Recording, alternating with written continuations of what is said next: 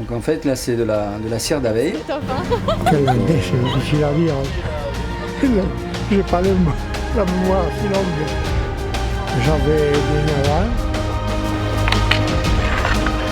C'est la langue ancienne, la langue de nos aïeux, la langue que m'ont transmis mon grand-père et ma grand-mère et mes parents, et que je suis content d'avoir gardé en mémoire.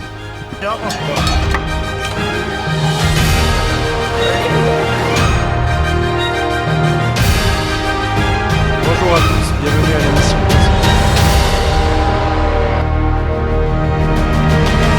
Bonne journée. Bonjour à tout le monde et bienvenue. Nous sommes en direct, je vous le disais il y a quelques secondes, avec une légende lozérienne. Comment dit-on bonjour en patois lozérien, gévaudanais comme tu dirais? Bonjour, bonjour, tout simplement. C'est la langue que parlait que je parlais quand je gardais les vaches, parce que mon chien... Et surtout la langue que comprenait. Et la seule langue que comprenait mon chien. Merci Michel de nous accueillir. Lily, bonjour, notre Lily Rosano. En fait, Michel, c'est une source intarissable. Tu connais le moindre recoin de la Lozère. Hein. Tu nous avais soufflé un jour. Je crois qu'il n'y a pas un caillou de Lozère que tu n'aies pas foulé d'une façon ou d'une autre, que tu n'aies pas photographié d'une façon ou d'une autre. Et là, en parlant de photographier, je parle beaucoup au démarrage et puis après, je vais passer le micro à Lily. Hein. Regardez, au premier plan, vous avez un livre qui fait partie d'une collection. Mais là, il y a un nouveau livre que tu t'apprêtes, tu es en cours de fabrication. Oui. Je te donne la parole, Lily, je te passe le micro, et puis on va échanger tous les trois pendant quelques instants. Montre-nous un peu à la caméra, vas-y, oui. Lily, tiens, à cette caméra-ci, là. Voilà. Donc, lumière et paysage, Lozère, lumière et paysage, par mon cœur, et dans mes pas. Et dans mes pas, tout à fait. Merci Michel. Donc ça, c'est le 5e ouvrage. C'est le 5e ouvrage que je vais faire que je suis en train de construire qui sera édité par le comité départemental de la Ligue contre le cancer. Le 5e. Le 5e. Oui, parce que j'en avais fait 4 et j'ai trouvé que c'était bancal. Et puis, je pensais avoir fini avec le 4e parce que c'est quand même un gros boulot, mais en même temps, j'ai le matériau, j'ai le fond de photos suffisant, et voilà, et puis je me suis dit, allez, tant pis, hein, on se lance. J'ai demandé à Jean-Michel Brun, qui est le patron d'Hyper-U, s'il était d'accord pour tenter la même expérience, parce que je ne suis pas tout seul. Le livre est édité par la Ligue contre le cancer, le comité départemental. Moi, je le construis avec l'imprimeur. La Ligue paye l'imprimeur. L'imprimeur envoie les livres à Hyper-U, qui les vend et qui reverse à la Ligue la marge. Ce qui fait que il y a pratiquement dans cette distribution que deux bénéficiaires de l'argent, l'imprimeur et la Ligue. Voilà. Hyper-U l'a fait cadeau largement. Donc c'est un acte généreux, presque de son côté que de moi, parce que moi, ce que je donne, c'est que du travail et du cerveau, quoi. Voilà. Oui. Tes photos, tes écrits. Et oui, bien sûr, mais ça c'est un plaisir. Oui. Le premier date. Alors le premier est de 74. Ah oui, quand même. Alors, il a été fait en 60... non, pardon, je me trompe toujours. C'est pas grave. Je vieillis pas. Hein. En 2014. Ah bon, c'est pas 2014, pareil. Oui, deuxième 2016, voilà. 2018, 2020 et 2022. Ah oui, c'est plus récent, effectivement. Le 5e, voilà. Ouais, donc c'est 2014. Okay. Très bien. Et il s'appelait La Lozère au fil de mes pas. Voilà. C'était Et celui-ci, tu me dis que c'est le second. Le second, La Lozère de mes randonnées. Voilà. Ensuite, il y a dû avoir la Lozère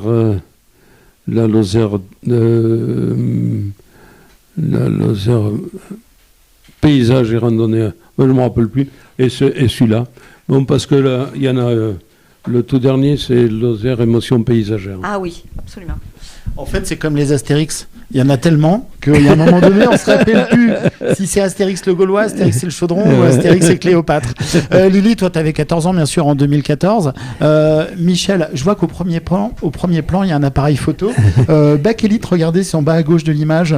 Vous avez un appareil photo Bakélite. Beaucoup d'émotions parce que je crois que la toute première photo, c'était avec ton frère. À quel endroit? Alors, c'est cet appareil photo. Et c'est mon premier appareil photo, celui qui m'a été offert par ma famille, probablement ma maman, à ma communion solennelle en 1952. C'est pas d'aujourd'hui. Et donc, j'ai fait avec cet appareil la première photo de ma vie. J'ai photographié mon frère, qui était en bas près du chapitre, le pied sur un arbre, et qui comment dirais-je, qui posait. Et alors, j'ai fait la photo de A à Z, c'est-à-dire que j'ai développé la bobine en négatif. Et ensuite, j'avais pas d'agrandisseur à l'époque, j'ai travaillé en châssis presse, c'est-à-dire en planche contact. Le format est de 6,9, il est suffisamment grand. Et j'ai tiré ça sur une feuille sur du papier photo que j'ai acheté chez M. Barthes, le photographe qui était venu du boulevard Brétex là-bas, et qui était gentil parce que il m'en donnait plus que mon pognon, quoi. Il voyait que j'étais un jeune qui en voulait, un jeune garçon, et puis que j'avais pas beaucoup de monnaie, quoi. J'avais mes 20 centimes pour la semaine. Et donc elles étaient en noir et blanc. En noir et blanc. Et alors dentelé autour. Dentelé. Et j'ai la machine encore à denteler. Okay. J'ai la cisaille qui permet de denteler les photos autour. Ça, j'ai j'ai même la bobine avec laquelle je développais la bobine photo, puisqu'il y avait c'est une 6,9 et il y avait dedans, on devait faire 9 photos, je crois, je ne me rappelle plus. Donc tu as tout conservé, ainsi que tes appareils photo. J'ai conservé le châssis presse et la photo, je ne sais pas où je l'ai mis, la photo de mon frère, je l'ai, mais mais je la trouverai un jour, je sais que je l'ai mise à l'abri dans une boîte, laquelle... Je crois qu'il est dans la vitrine, je ne suis pas sûr, mais un jour tu m'as dû le montrer, je crois. Ah, mais peut-être, purée, si Donc voilà, c'est la première photo de ma vie, et puis après, j'ai fait les photos, mais j'ai toujours eu le goût de la photo. Ça, c'est... Et puis, j'ai fait partie du photoclub dans les années 60. J'ai été président quelque temps. Donc, j'ai accompagné... Mais maintenant, après, j'ai abandonné le photoclub parce que quand j'étais en période d'activité, j'étais chargé à bloc. Donc, je n'avais pas la disponibilité pour aller. Mais j'ai continué d'avoir des relations très amicales et chaleureuses avec les membres du photoclub. Et les photos aussi, c'est de par tes randonnées que tu en fais beaucoup. Ah, voilà. Alors là c'est justement, c'est de là qu'est née l'aventure un petit peu.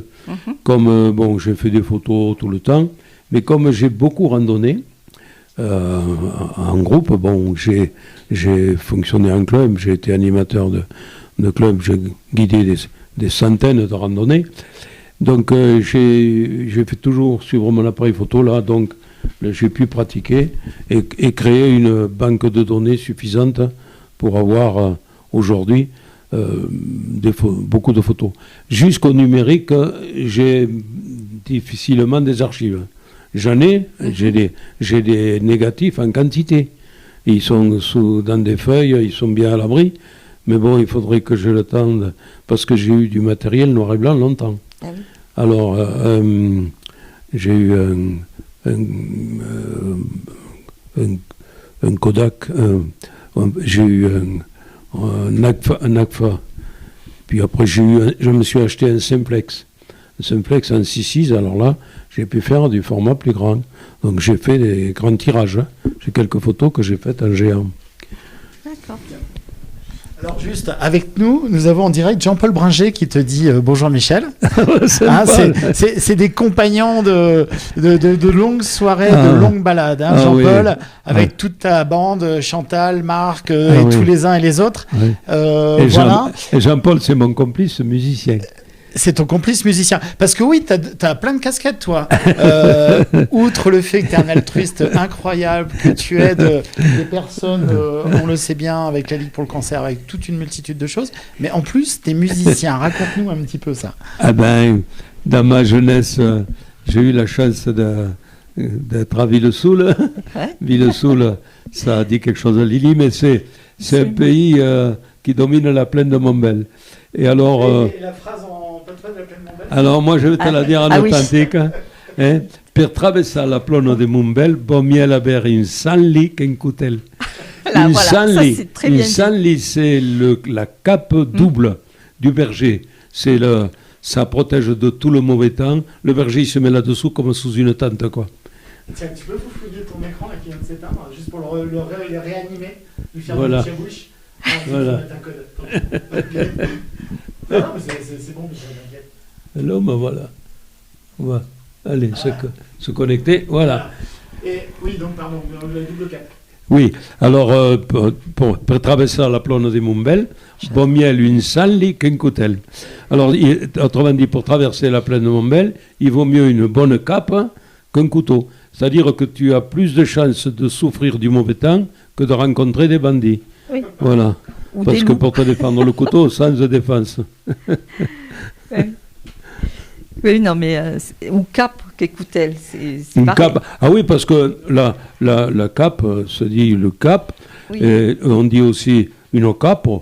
Et Le sanli. voilà, ça c'est En plutôt pour la prononçant pluie. avec le nez. Oui, c'est plutôt contre la pluie, ça. Ah oui, le Hein sanli, c'est la cape du berger tout temps. Voilà. Il peut pleuvoir, il a une double cape sur les épaules, donc là il y a la toile est double, et en même temps c'est ample. Ce qui fait qu'il se plante avec sa capuche là-dessus, Ouais. et il se met le dos à la pluie, et il est carrément à l'abri de la pluie, quoi, totalement.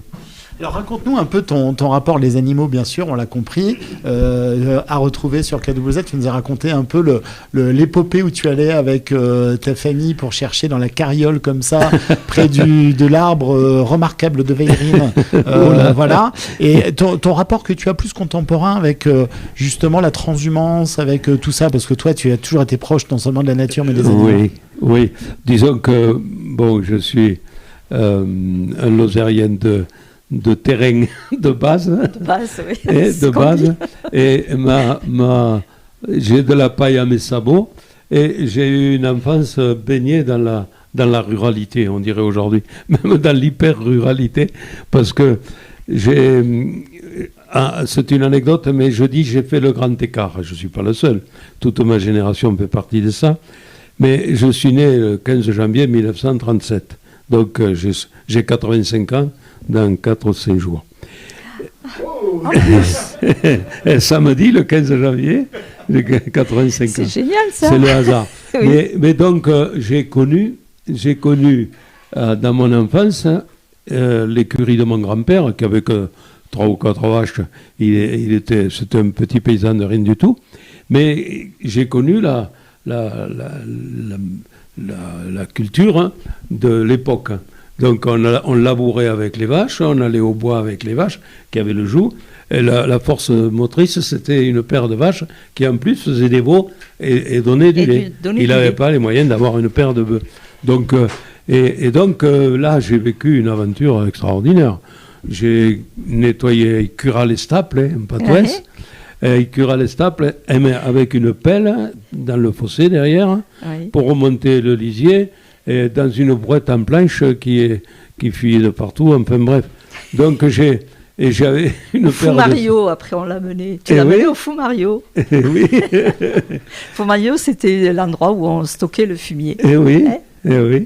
Et donc j'ai connu ça. Voilà, j'ai nettoyé l'écurie, je suis parti garder les vaches avec mon chien. Et je ne parlais que le patois, bien sûr, parce que ils aiment le dire, mais le chien ne comprenait que les ordres en patois. Si j'avais parlé français à l'époque, mon chien, il m'aurait regardé de travers. Parce qu'il n'entendait que du patois. Mon grand-père, ma grand-mère ne parlaient que patois. Le chien t'a regardé de travers ou aussi les anciens? Non, les anciens, non. Ils Non. préféraient quand même qu'on leur parle en patois. Ah oui, mais mon grand-père et ma grand-mère ne parlaient qu'entre eux que patois. Ah oui. Et avec moi, on se parlait que patois. À Villesoul, je ne parlais pas un mot de français de toute la semaine. Donc, et les ordres à mon chien, reste qui, va la scare, etc. Le chien, il comprenait que ça. Donc, ce patois que je parle, là, c'est le patois de mon enfance. Ah oui, et qui a bercé mes oreilles. Et je garde, bien sûr, j'essaie de garder l'accent. Mais en même temps, donc j'ai connu ça, et aujourd'hui, je manipule l'ordinateur, ma tablette, mon téléphone, comme mes petits-enfants. Donc j'ai fait partie d'une génération qui a vraiment fait le grand écart, qui est passé de l'ultra simple. J'ai arraché déjeuner pour allumer le feu, avec mon père, avec le faisceau, et puis aujourd'hui, je fonctionne qu'avec mon ordinateur. Donc on a connu une évolution extraordinaire, mais en même temps, j'ai quand même aussi connu mon enfance, mon adolescence dans les 30 Glorieuses. Donc c'est une partie où aujourd'hui, quand on se rencontre, les gens de ma génération, ou un petit peu plus jeunes, on dit on a eu quand même une certaine chance. On a travaillé, on a trimé, sûr, ça rien ne s'est fait tout seul. Et on a pris les emmerdements comme les autres, mais en même temps quand même on a connu une paix sociale, une ambiance entre les gens qui est extraordinaire. Moi je me rappelle de la Libération. Bon, en 1945, j'avais 7 ans. Donc j'avais 8 ans. 8 ans. J'avais 8 ans. Donc je me rappelle. Je me rappelle des Allemands-Amandes, je me rappelle de tout ça. Je me rappelle l'ambiance sociale de l'époque, parce que là, j'ai vu les femmes tondues par les camisards sur les balcons du café de l'hôtel de Paris. Donc tout ça, c'est des images qui m'ont frappé. Donc, mais en même temps, ça me donne du recul, ça m'a donné du recul pour après. Parce qu'on a connu ça, et puis après, tout d'un coup, la libération, la société a explosé, les gens étaient heureux, fraternisaient beaucoup, il y avait de l'entraide. On a connu une époque heureuse, voilà. Toi, dans ta famille, il y avait la ferme de j'ai jamais le nom, Chapieux, c'est ça ? Chapieux. La ferme de Chapieux. Comment la ferme de Chapieux a traversé cette période difficile ? Eh bien, la ferme de Chapieux, elle appartenait à la famille de ma grand-mère, famille maternelle de ma grand-mère, au Chaptal. Et donc ma grand-mère y est venue en 1895 aux environs. Je crois que c'est la mort de mon arrière-grand-père qui est fait que... Et ma grand-mère est venue s'installer à Chapieux avec ses enfants. À l'époque déjà, elle était mariée, elle avait déjà les premiers enfants. Et ma maman est née dans la ferme de Chapieux en 1906-7. Et en 1915, ma grand-mère a quitté Chapieux parce que sa sœur aînée, qui a épousé M. Martin de Saint-Étienne-du-Val-d'Aunès, a récupéré, c'était la règle, Chapieux. Donc il y a eu un arrangement de famille, bien sûr. Elles étaient 5 sœurs. L'aînée, Marie, qui a donc épousé M. Martin, a indemnisé ses 4 sœurs et a récupéré Chapieux. Et ma grand-mère est descendue à ce moment-là prendre en fermage la propriété du chapitre, qui est aujourd'hui l'endroit où il y a tous les jardins ouvriers, tout ça, qui appartenait à l'hôpital. Et donc, elle a exploité ça jusqu'en 1925. Mais en 1915, mon grand-père a pris un coup de pied de cheval dans le ventre, là-bas, au fond des prés du chapitre, et il est mort d'une péritonite 3-4 jours après. Bien sûr, à l'époque, on n'opérait pas. Et donc, ma grand-mère s'est retrouvée veuve avec 10 enfants. À ce moment-là, en 1925, elle a acheté le moulin qui appartenait aussi à l'hôpital, le moulin des Bessons, qui est le moulin en descendant au chapitre, là, à gauche, et qui remonte au Moyen-Âge, un moulin très ancien. Et ma grand-mère, donc, s'est installée là au moulin en 1925, et elle a élevé 10 enfants. Et donc, mes oncles ont travaillé au moulin, tous, certains, il y en a un qui a repris le moulin, d'ailleurs, Guillaume, le dernier, et il a repris le moulin et il l'a fait tourner. 10 enfants, mais toi, tu as une double vie. Parce que Michel, la maman a failli avoir plus que 9 enfants. Qu'est-ce qu'il a bien pu faire, le petit Michel, hein? Il a crapahuté partout. Raconte-nous un peu là. Bon, eh ben, c'est-à-dire que ma grand-mère était au Moulin, habitait le Moulin là-bas, et maman habitait la rue des Bains à Mende. Et je crois que. Et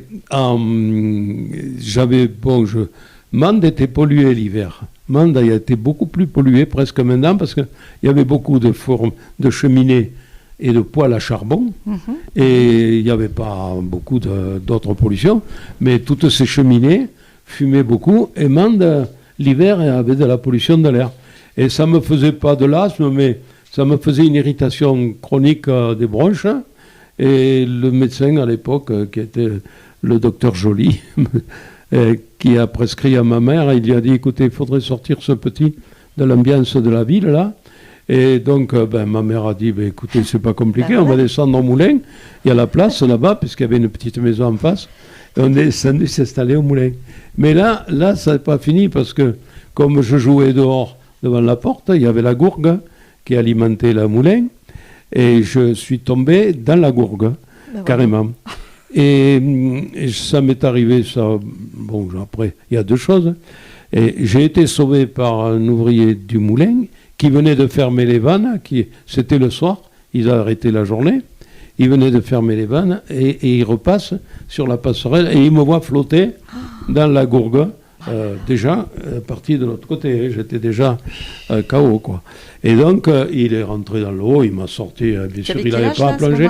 Là, je devais avoir 3-4 ans. Ah là là, voilà. Ah bah oui. Et donc, un petit bambin. Et je me souviens parfaitement de ma noyade. Mais j'ai pas d'angoisse. Ah oui, je me souviens, l'angoisse, c'était que je n'arrivais pas à fermer la bouche. J'étais sur le dos. Et en réalité, le besoin d'aspirer était tellement puissant que mon souvenir, c'est que je n'arrivais pas à fermer la bouche. Autrement dit, à empêcher l'eau de rentrer dans les poumons. Puis je suis parti dans les pommes. Et je suis revenu à moi dans la cuisine des ouvriers espagnols, qui s'appelait Monsieur Agut, un frère de Monsieur Agut, garagiste de Riotor, qui a fait boucher d'ailleurs ensuite dans le Cantal, là-haut, et que j'ai retrouvé au mariage de son neveu Philippe. Et donc ça m'a fait plaisir de retrouver cet homme. Il m'a sorti de l'eau, il m'a sauvé la vie. Ah oui. Et je me suis réveillé pendu par les pieds, parce qu'à l'époque, on me faisait cracher tout que j'avais dans les poumons, pendu par les pieds. Alors, voilà. En direct avec nous tout de suite, on a Chantal Chalvidon. Bonjour Chantal, oui. Donc, présidente de l'association de la transhumance, notamment au Mont-Lozère. Donc je t'avais entamé le sujet donc sur la transhumance, justement, ton rapport un peu justement avec cette transhumance et toute cette bande de copains. Ah ben oui, mais ça c'est tu en as des histoires. Bon, alors donc j'ai commencé ma deuxième vie, voilà pourquoi tout à l'heure tu me disais ça. J'ai commencé ma deuxième vie là-bas au Moulin du Chapitre, avant. Et puis après, il y a eu après. Bon, le bon Dieu n'a pas voulu de moi ce jour-là. Donc, et je me pose la question, encore à ce jour, à savoir qu'est-ce que j'ai encore à faire, parce que s'il n'a pas voulu que tu t'en ailles cette fois-ci, c'est qu'il avait quelque chose à te faire faire. Bon voilà, ça c'est la boutade. Donc pour revenir à ma passion pour la transhumance, oui, j'ai toujours aimé la nature, bien sûr, et les animaux, et puis en particulier les moutons. Et en 1979, avec un ami, Lucien Canonge, qui était directeur de la Banque Populaire, nous sommes partis tous les deux avec des bergers transhumants. Nous sommes allés les chercher à La Fénadou, dans le Gard, et on a suivi pendant 5 jours, on a vécu leur vie, on a suivi le troupeau transhumant avec eux, à pied. On a dormi avec les moutons à la Belle Étoile. Et, oui, on a vécu 5 jours d'aventure extraordinaire avec un patron et son berger. Le patron s'appelait Monsieur Charles Armand. Armand, c'était son nom. Il venait d'Uzès. Et le berger s'appelait Pirot. Je ne me rappelle plus son nom. Je crois que c'était Martinez, mais je ne suis pas sûr. Avec un accent du Midi fortement prononcé. Mais on a vécu là 5 jours. Donc je me suis baigné dans l'ambiance des moutons ce jour-là déjà. Et j'ai fait un reportage diapo. Les films n'ont pas marché à l'époque. J'avais une caméra. Elle avait été détraquée parce que mon fils avait fait Saint-Jacques-de-Compostelle avec un vélo. Les vibrations avaient détraqué. Alors donc j'ai des diapos. Mais j'ai fait un montage sonorisé en diaporama. Donc là, déjà, premier contact avec les moutons. Et puis ensuite, alors apparaît, tout d'un coup, j'ai vu que la transhumance reprenait sur le Mont-Lozère. Donc je me suis rapproché de toute cette équipe, sympathique au demeurant, hyper sympathique. Donc Chantal et puis tous les amis qui sont dans cette ambiance. Et j'ai participé donc à l'organisation de la première fête et de la première transhumance, fête de la transhumance sur le Mont-Lozère. Qui a pris de l'essor depuis. Et oui, et qui essaie de... Et avec laquelle nous, certains, bon, à cause du Covid, oui. Elle a été, mais peut-être que cette année, espérons, on pourra la faire. Voilà. Espérons-le, oui. Donc, les animaux par mon grand-père, et puis par passion personnelle un petit peu aussi, parce que c'est attachant, les animaux, quoi. Alors, là, tout de suite, je viens de mettre à l'image une photo d'un tronc. d'un tronc crocodile là. Raconte-nous un peu, parce que l'imaginaire c'est dans les nuages, mais c'est aussi photographié dans les... Ce tronc qui se trouve dans un ravin qui descend du plateau du Roure, hein, jusqu'à Alzon, qui est un village qui est en Lozère, qui est juste au fond, entre la Bastide et Pied-de-Borne. Il y a le village d'Alzon, et ça descend sur Alzon.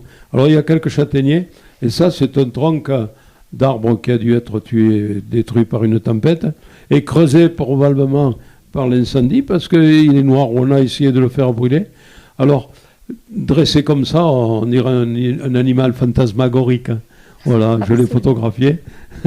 Mais c'est un des endroits de Lozère qui est très peu connu et qui mérite d'être connu. C'est les gorges de la les gorges de la Borne, voilà. Et ça, c'est un des ruisseaux qui descend sur Alzon.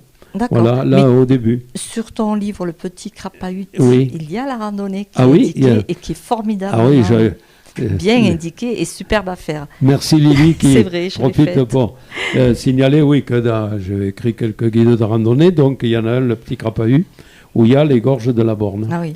Et tiens, ben là, voilà le sentier qui descend. Sentier là, des Muliers. Le sentier muletier qui descend de Fustugère jusqu'à la Borne. Un sentier magnifique, creusé, construit contre le granit, là, et j'ai un ami au club qui est né à Alzon, pas Alzon, au Baume en bas, et qui a pris ce chemin avec sa petite valise pour aller à l'école. À l'époque, prendre le train après Vanchères, et il partait des Baumes en bas, puisqu'il y a le hameau des Baumes en dessous, qui est encore en Lozère. Photo suivante. Ah, ça, c'est sur le coste de Sauveterre, ouais. Une des fermes avec le balcon qui servait d'abri aussi, en même temps, pour mettre du matériel, ou même les gens s'y mettaient à l'abri. D'accord. Et le balcon qui ravitaille la maison. Ça, c'est une bauma, c'est un creux dans le rocher qui a été creusé quand le Tarn était à cette hauteur. Et le chemin qu'on voit devant, le petit sentier, il fait une épingle. Alors, c'est le chemin qui monte plutôt, de Pougnadoire jusqu'à Cabrune, en haut. C'est jusqu'à le beau chemin qui est vertigineux, mais qui est vertigineux en apparence, qui n'est d'ailleurs pas du tout en réalité, mais qui est accroché à flanc de pente et qui monte, qui est magnifique. Moi, je m'en servais pour apprendre aux gens à monter. D'accord. Parce avec les bâtons. Avec les bâtons, et puis on monte tranquille au pas des randonneurs, et on arrive en haut, au pas du montagnard, on arrive en haut sans souffler, sans rien, et les gens peuvent regarder le paysage tout le temps. Absolument. Avec la montée régulière du montagnard. Alors n'hésitez pas à poser vos questions en direct, parce que bien entendu on a aussi le retour des questions. Il y a toujours Chantal qui est avec nous tout de suite. Salut Chantal. Salut Chantal, qui dit amitié Eric et à tous, et à bientôt surtout. Elle espère nous retrouver sur le beau Mont-Lozère, et merci pour les émissions. Merci Chantal, d'ailleurs hier soir on était en direct depuis le Mont-Lozère sous la neige. Je te montre une autre photo peut-être, Michel? Oui, vas-y si tu veux. C'est tes photos à toi alors. Oui, alors, non, mais c'est pas grave. Sur toi. Elle me parle toute. Oui, elle te parle toute, tout à fait. Tiens, il y a un petit ruisseau qui coule là. Allez, c'est parti. Ça te dit quoi, ça t'évoque quoi, ce ruisseau? Alors, ce ruisseau, c'est le Chapeau Roux. C'est le Chapeau Roux entre le Giraldès, Donnepeau et le col du Cheval Mort. Voilà. Là, il est c'est un petit ruisseau au début, puis après, il devient un petit peu Tout plus à fait, il y a important. Pierre Fiche qui passe par là aussi. Hein. Enfin, Pierre Fiche qui est sur le chapeau roux. Hein. Oui, ben, ça, c'est le chapeau roux, il prend sa source un peu plus haut. Tout à fait. Tu disais le col du Cheval Mort, c'est ça? Le col du Cheval Tu connais Mort. l'histoire du Cheval Mort, là? Non. Honnêtement, la légende du Cheval Mort, enfin, Oui. je crois l'avoir entendue, mais je ne suis pas sûr que ce soit parce que là, je l'ai lu, entendu. J'ai entendu plusieurs versions. Plusieurs versions, Oui, on se dit. Oui, donc absolument. je ne sais pas. On dit que le gars se serait perdu, il se serait abrité dans le ventre de, Oui, non. dans le ventre de son Ah bah cheval ça, mort. c'est vraiment une tiré de, légende. c'est tiré de Star Wars, l'Empire contre-attaque. Ça, Oui, ça a été. Ça, c'est quoi? C'est la Marguerite, je suppose, non? Et alors ça, c'est derrière, c'est dans le coin de Charpal, oui, en remontant au-dessus, là, par derrière. Ah oui, quand Ah. on va vers la Colombèche, non Quand on revient Voilà, vers la je le fais en Colombèche. vélo, ce Voilà. chemin. Là. Oui, je connais, là. Et ça, c'est le pays de... Ah, j'arrive pas à trouver le nom, je me vieillis. C'est le clocher des Tourmentes, le village qui est en bas, pas de Frovial, l'autre en haut. En plus, En face. Ah oui, En on face. a la Charpal, là. Oui, en face. oh Le là. dernier, le plus haut. en allant vers Charpel. Oui, Parce qu'on on les a- a fait, Il y a- alors on les il y a a tous fait normalement. Il y a mon les ami clochers en des plus, tourmentes. là-haut. Mais Le Quentin. clocher des tourmentes, juste pour Vitrolette. Vitrolette. On est arrivé. C'est le four. Il y a le four à côté, mais ça, c'est le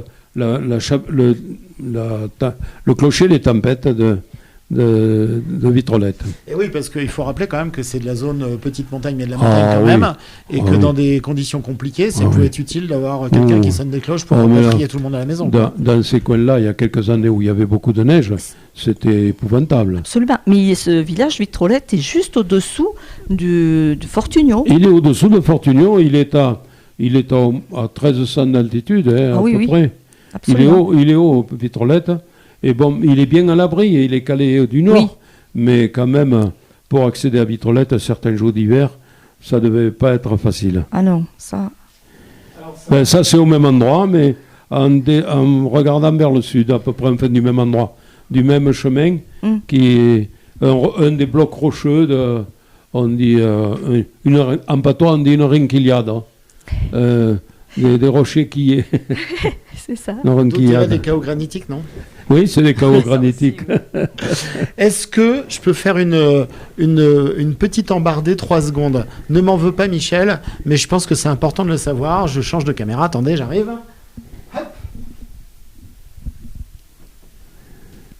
Si je te dis Louis de Funès et Fantomas. Si, pardon. Si je te dis Louis de Funès et Fantomas. Ben, c'est mes chaussures. Hein. Oui, bien sûr, il n'y a pas de problème.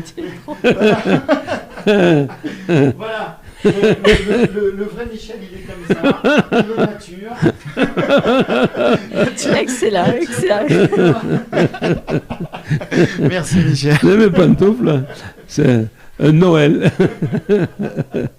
Non, mais, je te rassure, à la maison, si tu viens à l'improviste, j'ai des chaussons reines. Tu Ah sais, oui. des trucs qu'on fait en poil avec un nez et Ah, bah des oui. oreilles. Non, ben, quand on est chaussures, Ouais, toi, Lily, t'as quoi? T'as des pilous aussi, non? on est décontractés. Alors, photo suivante, peut-être? Oui, mais Ah, ça, ben c'est la ça. chapelle à Saint-Féréol, Voilà. vue avec le lac de Charpal dans le coin. Voilà, Avec les genêts, c'est magnifique. qu'on voit. Voilà. Alors, ça, c'est au printemps, hein, il y a les genêts en fleurs, c'est magnifique. Et ton rapport avec le lac de Charpal, hein, il est quand même, c'est un lac incroyable. Hein, on se croirait vraiment au Canada. C'est un lac qui oui. gèle complètement en hiver quand tout va bien. Ah, bah, c'est un. Des couleurs incroyables au printemps. C'est un coin qui est beaucoup aimé par les gens qui se promènent d'une manière générale, en particulier les gens qui viennent en vacances chez nous, ils apprécient énormément Charpal, c'est sûr. Parce que il est artificiel, bon, il a été créé par l'armée avec toute l'aventure qu'il y a, mais finalement, il remplit un rôle important parce qu'il alimente, il permet la sécurité en eau de la ville de Mende. Eh oui. Et donc, parce qu'il a une dizaine de millions de mètres cubes de stockage et la consommation de Mende est d'1,5 million en gros mètres Ça cubes date par an. de quand, ça aussi? Alors, ça, il a été creusé Oui, le lac. 1928-1929. Certes. Quelques années après la guerre de Die, 14-17. Il était censé servir pour Noyer- stocker les armements, c'est ça? Voilà, et il était censé abriter les munitions que devait nous rendre l'Allemagne, et donc dans des caissons qui étaient prévus avec des bâtards d'eau pour les descendre. Et nous n'avons jamais eu, il n'a jamais servi, parce que nous n'avons jamais reçu les munitions ni la poudre qu'il devait protéger. Ah, Et- en plus. Alors, tu Et vois. alors du coup, toi, Lily, tu nous as fait un direct il y a quelques jours à peine depuis le col de la Pierre Plantée, Oui, partage des eaux. partage des eaux, mais à cet endroit-là, il y avait aussi une La ligne, voilà. une ligne de train qui devait passer jusqu'à Voilà. Charpal Voilà. pour justement à la fois les travaux et, Et acheminer acheminer les munitions qui devaient être tout noyées, à fait. Moi, je abritées. croyais savoir que c'était dû à l'eau qui était trop acide, que ça n'avait pas été fait aussi à cause Oh, de non, ça. non, non, ça Comme quoi n'a pas été fait. Bon, la ligne a été construite, hein. Mhm. La ligne chemin de fer, elle a fonctionné uniquement pour alimenter le chantier. Oui. Il y avait d'ailleurs des maisons qui ont été construites, hein, quelques-unes, dont une est restée, qui est gérée par l'ONF, et qui était la maison des ingénieurs du lac, de l'entreprise qui a fait. Mais là, elle a été creusée, c'est un chantier énorme, hein, et il a été construit, c'est un barrage poids, il n'est pas voûté, il est construit en pierre, et donc assemblé, donc il nécessite quand même une surveillance permanente parce que l'eau s'infiltre quand même un peu entre les pierres, et donc il est surveillé en continu. Mais il n'est pas très haut, hein, il doit faire une vingtaine de mètres de haut, la profondeur maximum du lac, on a relevé le niveau il y a quelques années au profit, et la capacité a été multipliée par plusieurs fois. Elle est à aujourd'hui, je crois, d'une dizaine de millions de mètres cubes de stocké maximum. Maintenant, elle était à guère plus de millions à l'époque. Ok. Donc En fait, moi, ma question, c'était de savoir depuis quand c'était la réserve d'eau potable. Ah pour ben, les- alors il a été construit, il n'a pas servi, donc l'armée l'a vendu. L'armée a vendu le droit d'eau, c'est-à-dire l'espace, parce qu'il est sur plusieurs communes, il est sur Rietor, Arzenc, Badarou, il est implanté sur plusieurs communes. La ligne de séparation, donc l'emprise du barrage lui-même, alors a été vendue par l'armée, et la commune demande à l'époque l'a acheté. À l'époque, mais ça s'est vendu très tard, hein. Ça s'est vendu peut-être juste avant la guerre, oui, quelque chose assez... Et donc la commune a été propriétaire du lac. Elle est propriétaire physiquement, mais sur des terrains qui appartiennent à d'autres communes. aux autres communes. Mais les propriétaires privés. Donc c'est une propriété qui n'est pas communale, c'est une propriété privée de la ville de Mende, comme si elle avait acheté une maison à côté, quoi, ailleurs. Et il y a des maires qui étaient bien inspirés à l'époque, qui ont autorisé le passage de l'eau sur leur commune. Et grâce à ce passage de l'eau, maintenant, vous avez des magnifiques terrains de sport et vous avez des agriculteurs qui ont de l'eau. C'est une histoire, mais bon, je ne voudrais pas non plus... Dans le sens positif. Hein, oui, d'accord. Non, mais c'est vrai que le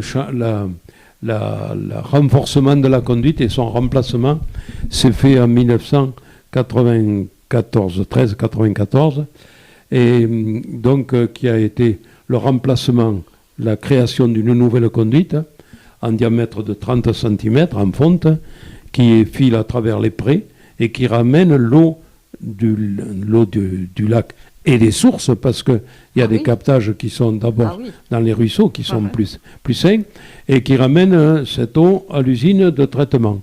Bon, il se trouve qu'à l'époque, j'étais maire du Chastel, donc, et on a gardé l'ancienne conduite en place, qui est en phi 18, en 18 cm, et qui était en fonte, mais qui n'était pas en très bon état.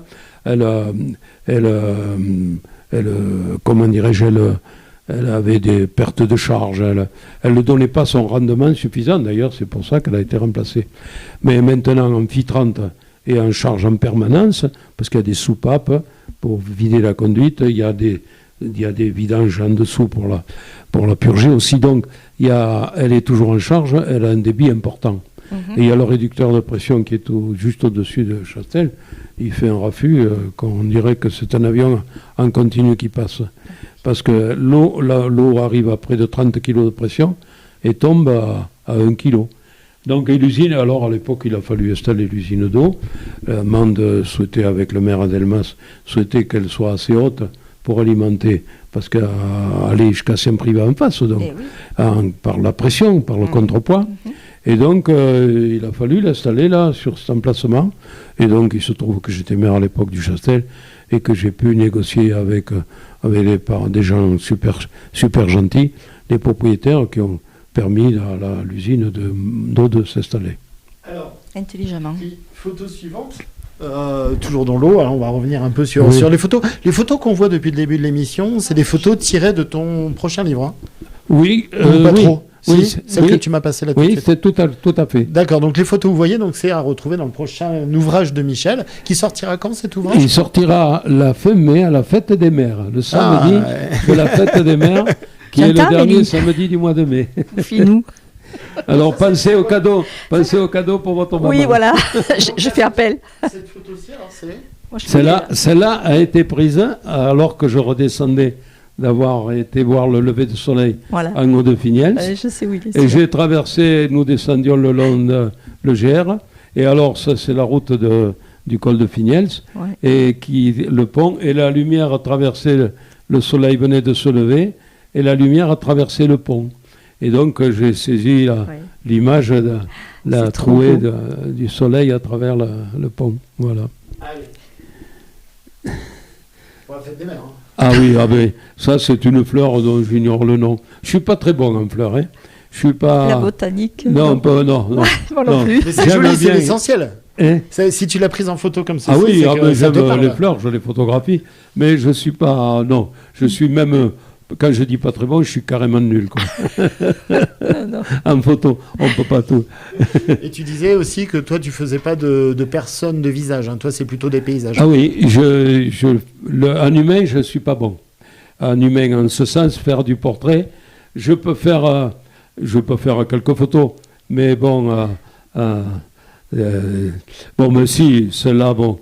Je me permets de mettre cette photo-ci parce que je sais que pour Chantal et pour toi et pour toute ta bande de copains, malheureusement, il y a un de vos amis qui est présent sur cette photo qui est parti il n'y a pas très longtemps. Mais c'est des photos remplies d'émotions et comme quoi tu sais aussi photographier des gens, Michel. C'est celle du lever de soleil 2020 qui est à 2020, oui. Après Finiels, nous sommes un petit peu à gauche. Et alors, celui qui est devant le soleil, presque, c'est mon ami Alain, qui a eu le malheur de partir il y a quelque temps, voilà, et qui est un ami à nous tous. Et c'est vrai que c'est beaucoup pour lui, à 90% que je l'ai mise, et puis en même temps, c'est toute notre bande. C'est pour ça que je me suis permis de la diffuser. Ah oui, tu as bien fait, non. C'est sûr que pour moi, elle représente beaucoup, cette photo. Tout à fait, on a Muriel Simon qui est en direct avec nous. Bonjour Muriel, on a vu tout à l'heure des photos dans les gorges du Tarn. Ça s'appelle comment là, la petite cavité creusée par le Tarn, tu disais ? La Baume. Là, le trou qui est en dessus, montant dans une épingle. Voilà, fais-le lui voir. J'arrive. Et une Baume. Celle-là. Voilà. C'est là. Dans une épingle, quand le chemin commence à faire une épingle, avant de remonter, on va jusqu'à Cabrunas. On monte de Pugnadoire jusqu'à Cabrunas. Au début, dans Pugnadoire, on monte un petit peu dans les jardins. Il fait beaucoup de S. Et puis alors, à un moment donné, il attaque.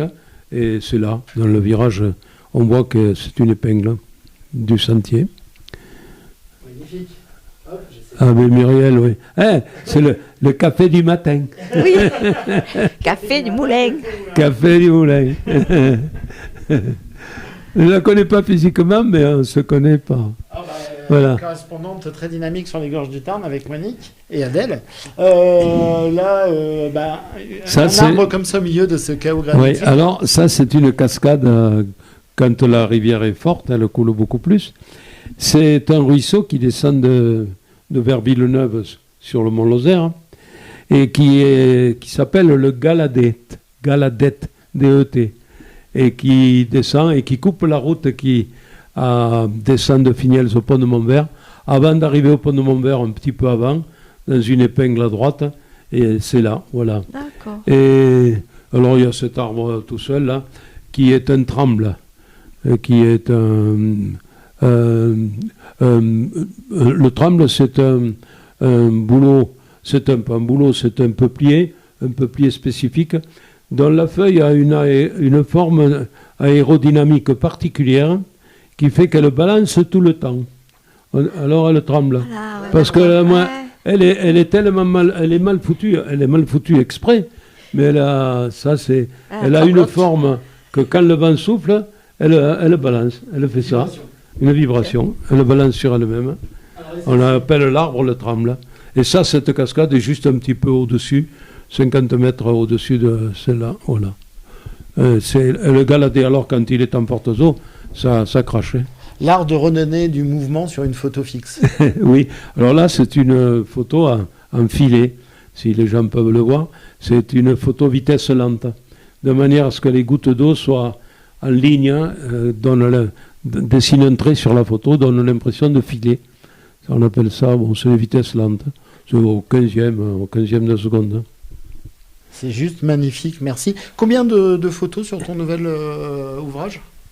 Il y a 100 pages, avec des photos, donc il y aura une 110, 120 photos, Ah oui, quand même. C'est pas mal. en grand format. Alors en ce moment, il y a un peu de neige. Oui. En ce moment, il y a un peu de neige. Oui, et ça c'est une photo qui est prise avec le drone, hein, et j'ai un drone, au-dessus, en allant vers la Colombèche. La piste qui est là file tout droit vers la Colombèche. Et ça, c'est de l'an dernier. Ça, c'est de 2001. 2021. Oui. 2021, bien sûr. Oui. Bah, y en a là. Elle est toute, alors, on voit les gens dessus qui se promènent. Je crois qu'il y en a quelques-unes. Un petit peu. Voilà, alors le ciel était sombre. C'est le contraste entre la trouée de lumière sur la neige immaculée et blanche et le contraste noir, le ciel noir derrière qui est menaçant. Qu'il n'était pas tant que ça, mais enfin qui tranche beaucoup. Le ciel de neige. Oui, Le puis en ciel plus, de comme neige. bien sûr, tu as baissé un peu le diaphragme par rapport à la neige, ça renforce le noir du... Ah oui. Mais bravo, c'est juste sublimissime comme cliché. Voilà. Ça te donnait une nouvelle dimension, on va dire, les drones, non, pour toi ? Oui, le drone, oui, d'autant plus qu'il est bien équipé en photo. Il a une caméra, oui, qu'on peut filmer, mais il est quand même avec 20 millions de pixels, ce qui est déjà pas mal, quoi. Bon. Voilà. Que d'émotions, Michel, Lily, c'est génial, on écouterait Michel pendant des heures et des heures. Hein. Moi, j'ai pas envie de raccrocher, il va falloir qu'on rende un peu l'antenne, il va falloir aller souper, quand même, hein. dîner, je sais pas, tu préfères, c'est quoi, dîner, souper ? Je sais pas. Ah ben oui, il est 7h25. Eh ben oui, attention, d'accord. il Ok. faut mettre les chaussons fantomas. Ils y sont. Mille fois merci. Hop, 1000 fois merci Michel. Lily, merci aussi à toi. Avec plaisir. C'est un plaisir d'écouter Michel, oui. On s'en lasse Moi, pas. j'ai passé un bon moment avec vous. Bon, génial. On retrouve donc pour La Fête des Mères, ton ouvrage. Ah oui, chez Hyper U. Voilà. Chez Hyper U et sur toutes les bonnes adresses, sans Voilà. aucun problème. Les amis, combien de tirages dans un premier tirage à combien d'exemplaires ? Oh, mais il est tiré autour de 1300 exemplaires. 1300 exemplaires, c'est Oui, un beau tirage. Oui. Lily ? Mais moi, je vais me faire dédicacer le livre, là. Ah bah tiens, allez-y, fais-le en direct. Je vais vous laisser finir. Je te laisse juste avant de rendre l'antenne. Michel, Oui. si tu peux dire au revoir en langue que comprenait ton chien. Si tu veux dire au revoir à tous nos auditeurs, tu peux les regarder droit dans la caméra qui est ici. Ah bon. Je te laisse faire et puis ensuite on va faire la séance dédicace et on vous retrouvera très vite. Michel, on se retrouve très vite Bon. bien sûr. Oui. Et puis en haut avec Chantal et tous tes amis en haut du Mont Lozère et à jouer de l'accordéon, à jouer de l'harmonica et à ripailler, voilà. Parce que j'ai vu, regardez, je vous montre, je vous mets dans la confidence. En fait, il y a plein de confidences que Michel, regardez. Et il y a un Astérix. Attendez, il faut que je change de caméra. Hop, il y a un Astérix qui lui ressemble à moustache, regardez, c'est la même. Alors Michel, donc le mot de la fin c'est pour toi et je vous laisserai sur sur la dédicace. Eh ben, je suis bien content d'avoir passé un bon Moussel de la préfecture et mes bousses. Et moi, mais je suis bien carate. Et il y a Jean-Paul qui dit Amistad. Alors désolé pour l'accent, je l'ai pas. Amistad à Tot. À Totes, je suppose. Amistad à Totes. Je me doutais qu'on prononçait le S parce que dans le sud on prononce toutes les lettres. Amitié à tous. Amitié à tous. Eh bien, Lily. Amistad à tout Merci, c'est bon, ça aussi voilà. KWZ TV Lozère. Lily, autre mot de la fin. Michel, tu peux prendre ton stylo si tu veux commencer à noter quelque chose. Et je vais lancer le générique. Merci infiniment. Allez. Merci à Madame Roche aussi de nous avoir accueillis. On a fait un petit bazar en passant. Enfin, un petit bazar. Non, pas du tout, mais voilà, on est venu un peu changer les habitudes de la maison. Merci à vous deux, juste tout simplement. J'ai adoré ce moment. C'est une petite bulle de bonheur, tout simplement. Lily, à toi le dernier mot. Ah bah si, quand même. Oh. Oui, je ne vais pas le dire en patois, même si je le comprends très bien, puisque Michel nous a dit qu'il avait passé un agréable moment en notre compagnie. Ben, c'est un moment partagé. J'adore parce que rien que déjà le fait de t'entendre parler patois, c'est que du bonheur pour moi. Et puis tous ces souvenirs que j'ai aussi quand même un petit peu en commun, même si j'ai quelques années de moins que toi. Oui, bien sûr. Voilà. Mais écoute, oui, je te laisse faire la dédicace du dernier livre que j'avais eu. Ça, c'était le 4e. Voilà. Ah ben voilà. Très bien. Alors, oui. Eh bien, je compte bien avoir l'autre pour la fête des mères. Hein. Et alors, celui-là et l'autre que tu... Voilà. Parfait. Allez, bon. Merci. Allez, au revoir à tout le monde. Michel, merci sur la dédicace ici. Al-Kokébé. Et puis quand on change d'année, on dit quoi? Al-Kokébé. Merci à tout le monde. Prenez soin de vous. Merci Michel. Qui est-ce qui va être heureuse là? C'est Lily d'avoir une jolie dédicace avec Michel. À retrouver donc bien sûr les ouvrages, vous les trouvez à Hyper U Cœur Lozère, qui est un des grands partenaires, et puis bien sûr un grand altruiste qu'il est, Michel. Ces ouvrages bien entendu servent à 100% pour le cancer, hein, Michel, je me trompe pas, hein, c'est ça. Pour la Ligue contre le cancer, il n'y a pas un centime d'euro. Michel reverse tout en intégralité. Et oui, ben c'est pour ça, si tu restes avec nous et puis que le bon Dieu ne te veut pas. Nous, en attendant, on est ravis que tu sois avec nous. Merci Michel. Prenez soin de vous, à très très vite. Vous étiez sur KWZ TV Lozère. C'est le moment de vous lancer le générique. À très vite. Donc en fait, là, c'est de la cire d'abeille. Quelle difficile à dire. J'ai pas la mémoire si longue. J'avais 19 ans. C'est la langue ancienne, la langue de nos aïeux, la langue que m'ont transmis mon grand-père et ma grand-mère et mes parents, et que je suis content d'avoir gardé en mémoire.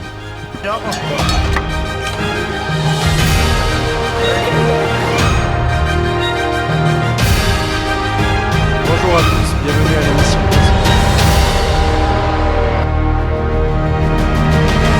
Buona giornata.